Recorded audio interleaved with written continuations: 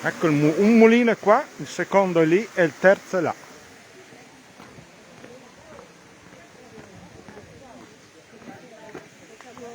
Parlavano del posto degli alpini, come nascono, dopo, anche dopo la guerra.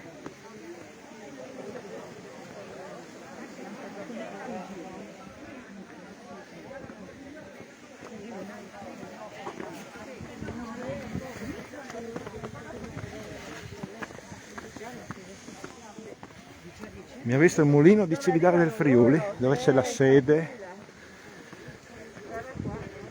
degli alpini.